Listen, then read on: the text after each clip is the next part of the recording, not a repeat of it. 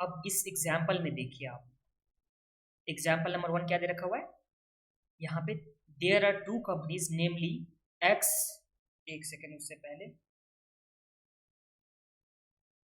There are two companies X limited and Y limited, तो हम लोग के पास दो कंपनी दे रखा हुआ है। The capital of the X limited is fully finance by share holders where as Y limited uses डेब्ट एज वेल एज आज, हाँ यहाँ देखिए, तो सबसे पहले एक्स एक लिमिटेड हो गया, ये हो गया हम लोग का एक्स लिमिटेड, दूसरा क्या हो गया वाई लिमिटेड। एक्स लिमिटेड में सिर्फ यहाँ पे शेयर होल्डर का फंड है, शेयर होल्डर का फंड मतलब मान लेते हैं यहाँ पे सिर्फ क्या है इक्विटी है, बट वाई लिमिटेड में यहाँ पे इक्विटी भी है प्लस में डेब्ट भी है, तो ये हम लोग के पास यहाँ पे इक्विटी भी है प्लस में क्या है डेब्ट भी है। तो इस तरह से दो कंपनी हो गया हम लोग के पास, जिसमें मान लेते हैं क्या earning before interest and tax कितना दे रखा हुआ है ईबीआईटी, तो 100 और 100 करके हम लोग को ईबीआईटी दे रखा हुआ है। एंड एक्स लिमिटेड में सिर्फ इक्विटी है, तो यहाँ पे इंटरेस्ट तो नहीं होने वाला है, तो यहाँ पे इंटरेस्ट कितना आ गया नील आ गया। तो ये इस तरह से हम लोग का प्रॉफिट बिफोर टैक्स कितना आ गया 100 माइनस 0, तो ये आ गया 100। बट वाई लिमिटेड में यहाँ पे इंटरेस्ट कितना दे रखा हुआ है वाई लिमिटेड में, तो यहाँ पे 40 दे रखा हुआ है वाई लिमिटेड का इंटरेस्ट। तो इस तरह से प्रॉफिट बिफोर टैक्स कितना आ गया, तो प्रॉफिट बिफोर टैक्स हम लोग का 60 आ गया। एंड इस पे टैक्स कितना परसेंट माना है, तो यहाँ पे टैक्स 35% माना है, तो ये जो यहाँ हो जाएगा तो यहाँ 100 पे 35% हो जाएगा, क्योंकि प्रॉफिट बिफोर टैक्स पे टैक्स होता है। एंड इस केस में भी 60 पे हो जाएगा कितना 35%, तो ये कितना आता है 21, और इस केस में 35 आता है। इस तरह से अगर देखा जाए तो प्रॉफिट आफ्टर टैक्स कितना हो रहा है, तो प्रॉफिट आफ्टर टैक्स यहाँ पे एक्स लिमिटेड में 65 हो रहा है, और जबकि वाई लिमिटेड में कितना हो रहा है, तो वाई लिमिटेड में 39 हुआ है। तो यहाँ तो आप लोग को कुछ प्रॉब्लम नहीं है आप लोग को, बट यहाँ पे देखिए जब टैक्स का बात आता है, इस केस में क्या आता है जब टैक्स का बात आ रहा है, तो यहाँ टैक्स के केस में देखिए एक हो गया फर्म एक्स, दूसरा क्या हो गया वाई हो गया। अब एक्स फर्म के लिए टैक्स कितना आ रहा है 35 आ रहा है, और वाई फर्म के लिए कितना आ रहा है 21 आ रहा है। तो यहाँ टैक्स की कमी क्यों आ रहा है, टैक्स की कमी क्यों आ रहा है, तो ये जो टैक्स का कमी यहाँ पे आ रहा है वाई लिमिटेड में, वो किस चीज की वजह से आ रहा है, तो यहाँ पे इंटरेस्ट की वजह से आ रहा है। तो देखिए इंटरेस्ट 40 लाख का हुआ था, तो इस 40 लाख पे इंटरेस्ट जो यहाँ पे 40 लाख का हुआ था, तो ये 40 लाख पे कितना परसेंट टैक्स था 35% टैक्स था। अगर ये यहाँ पे अगर ऐड कर दिया जाए किसमें वाई लिमिटेड में, तो यहाँ 40 का 35% कितना होता है 14, तो इस तरह से ऐड करने के बाद ये भी कितना आ जाएगा 35 आ जाएगा ना। तो यहाँ पे क्या बोला जाता है कि इंटरेस्ट की वजह से टैक्स का सेविंग होता है, इंटरेस्ट की वजह से क्या होता है टैक्स का सेविंग होता है। तो देखिए यही लिखा हुआ है यहाँ पे, a comparison of two companies shows that the interest payment of ₹40 by the Y Limited, तो यहाँ पे Y Limited 40 लाख का इंटरेस्ट पेमेंट कर रहा था, रिजल्ट इन टैक्स सील, तो ये वर्ड आप लोग याद रखिए, यहाँ पे क्या लिखा हुआ है tax seal, that is tax saving. तो यहाँ पे टैक्स का सेविंग हो रहा है, कितने का हो रहा है, तो 14 लाख का हो रहा है, और ये 14 लाख कैसे हुआ था, तो ये 40 जो लाख था, इस 40 लाख पे 35% करने से ये 14 लाख हुआ था। तो यहाँ तो कुछ प्रॉब्लम नहीं है आप लोग को। Therefore the effective interest is 26 lakh only. तो देखिए हम लोग के पास कितना था इस केस में, यहाँ पे दे रखा हुआ था, हम लोग के पास कितना दे रखा हुआ था, ये 40 लाख था, इंटरेस्ट था कितना 40 लाख था, बट इस इंटरेस्ट 40 लाख के वजह से यहाँ टैक्स का भी तो सेविंग हो रहा है ना, टैक्स कितने का सेविंग हो रहा है, तो यहाँ पे टैक्स का सेविंग कितने का हो रहा है, तो टैक्स का सेविंग 14 का हो रहा है। तो इस तरह से इफेक्टिव इंटरेस्ट जो देखा था, इफेक्टिव इंटरेस्ट कितना आया, इफेक्टिव इंटरेस्ट कितना आया 26 लाख ही आया। तो ये समझ में आ गया ना आप लोग को। देखिए जिस फॉर्म में एक्स लिमिटेड में यहाँ पे कुछ भी नहीं था, एक बार इसे इरेज कर देता तो आप लोग को फिर से समझ में आ जाएगा। लिखना है तो एक बार लिख लीजिए, पॉज करके आप लोग लिखिए एक बार।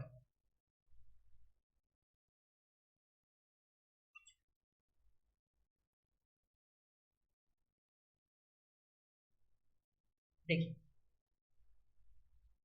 यहाँ पे टैक्स कितना लग रहा है एक्स लिमिटेड में, तो एक्स लिमिटेड में 35 टैक्स लग रहा है, बट वाई लिमिटेड में कितना टैक्स लगा, तो यहाँ पे 21 लगा, और इसमें कितने का टैक्स का सेविंग हो रहा है 14 का टैक्स का सेविंग हो रहा है, किसके वजह से, तो यहाँ पे इंटरेस्ट की वजह से टैक्स का सेविंग हो रहा है 40 का।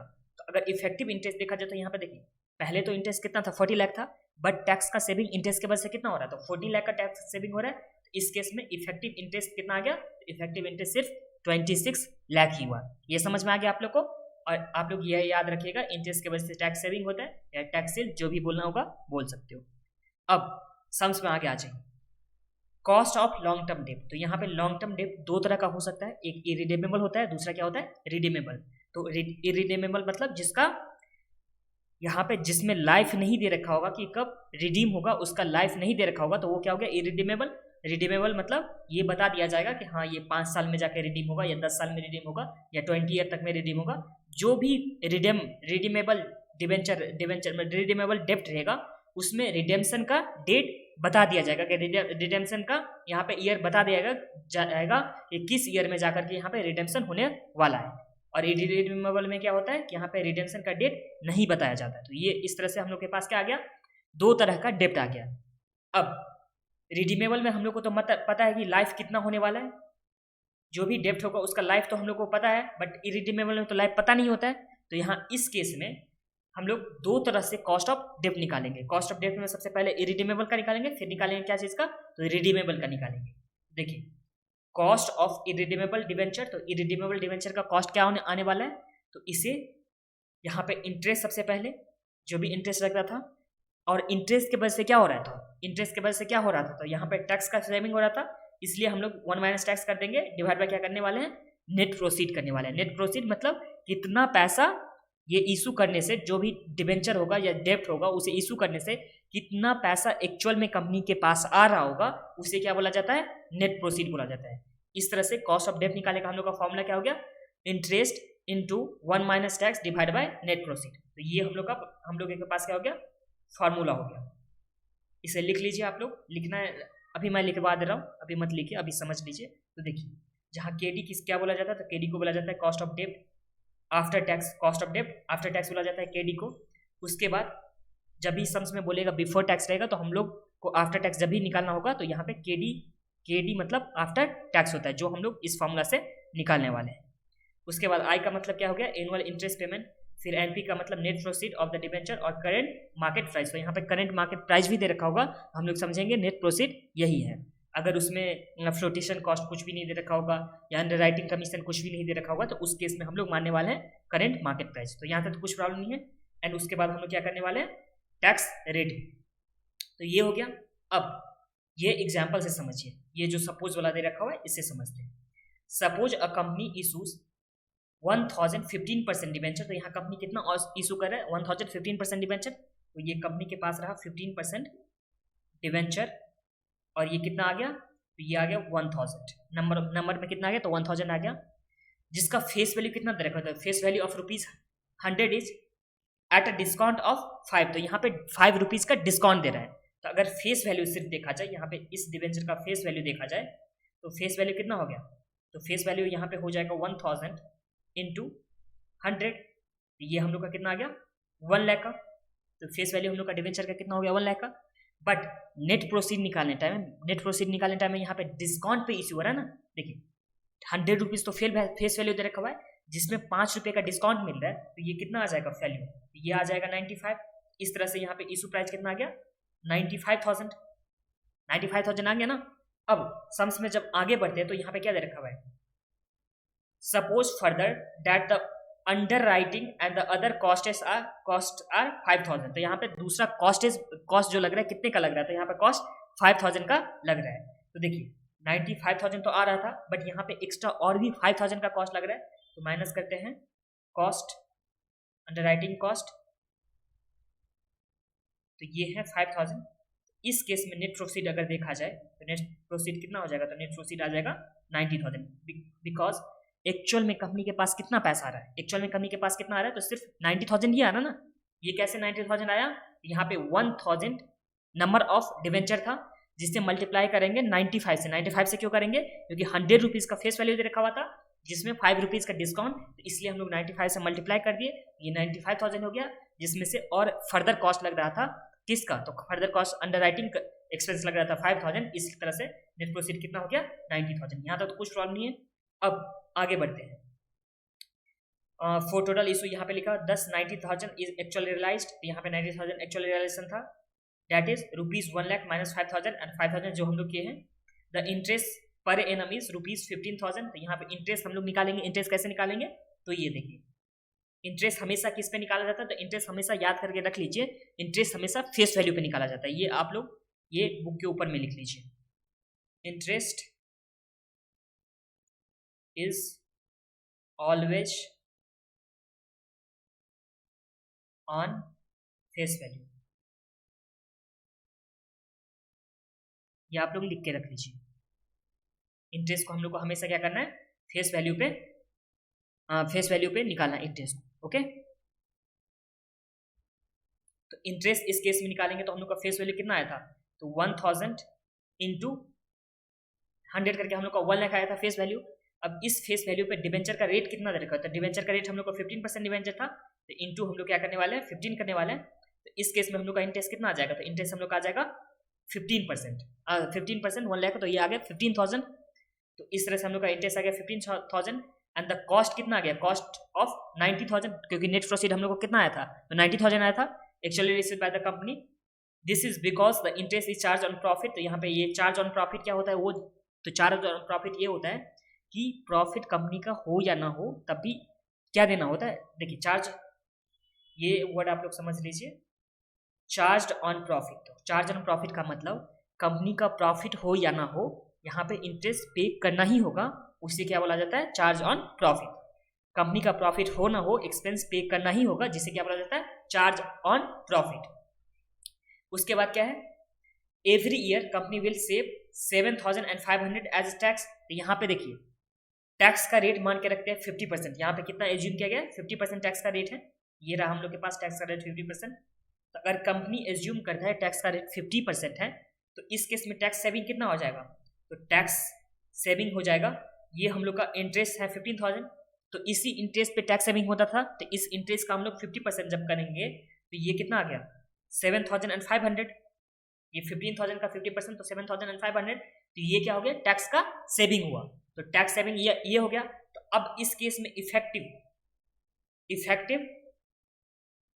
इंटरेस्ट अगर देखा जाए तो यहाँ पे इंटरेस्ट कितना का था, इंटरेस्ट था हम लोग का 15,000 का, बट टैक्स में सेविंग कितना हो रहा है इस इंटरेस्ट के वजह से 7,500। इफेक्टिव इंटरेस्ट कितना हो जाएगा, तो माइनस करने से 7,500, ये आ गया हम लोग का इफेक्टिव इंटरेस्ट कितना आ गया 7,500। एंड यहाँ पे नेट प्रोसीड कितना निकाले थे, तो नेट प्रोसीड हम लोग निकाले थे 90,000। ये 90,000 कैसे निकाले थे, तो ये हम लोग का 95,000 हो गया था इशू जितना किए थे उसमें, और ये हम लोग का 5,000 कॉस्ट हो गया था, तो ये माइनस करने के बाद 90,000 हम लोग का क्या आ गया था, नेट प्रोसीड आ गया था। तो इस केस में अगर कॉस्ट देखा जाए, क्या देखा जाए, कॉस्ट ऑफ डेब्ट देखा जाए, तो इस केस में कॉस्ट ऑफ डेब्ट कितना होने वाला है, तो 7,500 डिवाइड बाय 90,000, तो ये हम लोग का कितना आ जाएगा, तो 7,500 डिवाइड बाय 90,000, तो ये आ गया हम लोग का इंटू 100 8.33%, ये हम लोग का क्या आ जाएगा, कॉस्ट ऑफ डेब्ट। यहाँ तक कुछ प्रॉब्लम नहीं आप लोग को। अब एक बार आप लोग इस ये लिख लीजिए, लिखना है तो लिख लीजिए, नहीं तो एक बार फिर से मैं ये बता रहा हूँ आप लोग को, एक बार पॉज करके लिख लीजिए।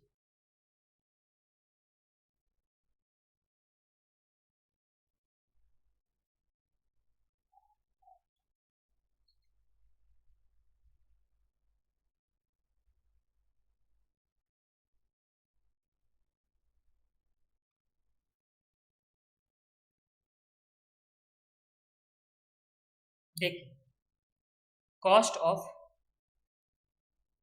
इरिडीमेबल डेब्ट का क्या होता था, कॉस्ट ऑफ इरिडीमेबल डेब्ट के लिए फॉर्मूला क्या होता था, तो ये होता था इंटरेस्ट फिर 1 माइनस टैक्स डिवाइड बाय क्या होता था, नेट प्रोसीड होता था, यही फॉर्मूला था ना। अब इस सम्स में देखा जाए तो इंटरेस्ट हम लोग कैसे निकाले थे, इंटरेस्ट निकाले थे 1 लाख था, क्या था, तो 1 लाख हम लोग का फेस वैल्यू था, जिसपे 15% क्या हो गया था, इंटरेस्ट हो गया था। अब इस इंटरेस्ट में 1 माइनस टैक्स करेंगे, टैक्स इस केस में कितना दे रखा हुआ है, तो ये दे रखा हुआ है 50%, तो 0.5 आ जाएगा, डिवाइड बाय नेट प्रोसीड कैसे निकालेंगे, तो सबसे पहले इशू कितना हुआ था, तो इशू प्राइस हम लोग का हो गया था ये 1000, और एक शेयर के एक डिबेंचर कितने का इशू हुआ था, तो 95 का, ₹5 डिस्काउंट देने के बाद, और इसमें से 5,000 क्या हुआ था, माइनस हुआ था अंडर राइटिंग कमीशन के वजह से। अब हम लोग इसे सॉल्व जब करेंगे तो ये आ जाएगा 15,000 इंटू 0.5 डिवाइड बाय 90,000, जब इसे सॉल्व किया जाएगा तो ये क्या आ जाएगा 8.33%, ये हम लोग का कॉस्ट ऑफ डेब्ट आ जाएगा, वो भी इरिडीमेबल डिबेंचर का। तो यहाँ तो आप लोगों को कुछ प्रॉब्लम नहीं है। तो इसी के साथ ये हम लोग का जो थ्योरी पार्ट का था कॉस्ट ऑफ इरिडीमेबल पार्ट का, इरिडीमेबल डिबेंचर का, तो ये कंप्लीट होता है। और अब हम लोग बढ़ेंगे आगे, एक काम करते हैं, ये हम लोग के पास इलस्ट्रेशन नंबर 1 भी दे रखा हुआ है, इसे भी हम लोग यही कर लेते हैं। तो देखिए इलस्ट्रेशन 1 में क्या दे रखा हुआ है, 5 years ago Sona limited issue 12% irredeemable debenture at 103। तो यहाँ पे कितने में इशू हो रहा है, तो 103 at ₹3 premium to their par value of ₹100। तो देखिए इस केस में हम लोग के पास क्या दे रखा हुआ है, फेस वैल्यू दे रखा हुआ है, प्लस में हम लोग का इशू प्राइस दे रखा हुआ है। The current market price of this debenture is 94। तो यहाँ पे करेंट मार्केट प्राइस इस डिबेंचर का कितना दे रखा हुआ है, 94 दे रखा हुआ है। एंड उसके बाद क्या बोला, if the company pay corporate tax at the rate of 35%, तो कैलकुलेट हम लोग को करना है it's current cost of debenture capital. तो current cost of debenture capital ये हम लोग को निकालना है। तो देखिए यहाँ पे सम्स में ही सबसे पहले हम लोग क्या निकालेंगे, इंटरेस्ट निकालेंगे। तो ये देखिए इंटरेस्ट हम लोग कैसे निकालेंगे, तो यहाँ पे हम लोग इंटरेस्ट निकालते हैं, जब भी निकालते हैं फेस वैल्यू पे निकालते हैं। तो यहाँ पे फेस वैल्यू कितना दे रखा हुआ है, तो फेस वैल्यू हम लोग को दे रखा हुआ है 100 का दे रखा हुआ है फेस वैल्यू। अब इस 100 में ये कॉस्ट कितना दे रखा हुआ है, डेप्ट का कॉस्ट कितना दे रखा था, तो डेप्ट का कॉस्ट हम लोग का था यहाँ पे 12% दे रखा हुआ है। तो यहाँ क्या आ जाएगा 100 इंटू 12%। तो ये हम लोग का आ गया कितना कॉस्ट, इंटरेस्ट कितना आ गया, तो ये आ गया हम लोग का 12 आ गया। यहाँ तक तो कुछ प्रॉब्लम नहीं है आप लोग को। अब नेट प्रोसीड कितने होने वाला है, तो नेट प्रोसीड के लिए हम लोग क्या लेते थे, या तो करंट मार्केट प्राइस लेते थे, या क्या लेते थे, नेट प्रोसीड लेते थे, या करंट मार्केट प्राइस लेते थे। तो इस केस में हम लोग को करंट मार्केट प्राइस कितना दे रखा हुआ था, करंट मार्केट प्राइस हम लोग को दे रखा हुआ है 94। तो हम लोग इस केस में कितना लेने वाले हैं, तो 94 लेने वाला है। तो ये नेट प्रोसीड हम लोग का कितना आ गया, ये आ गया हम लोग का 94।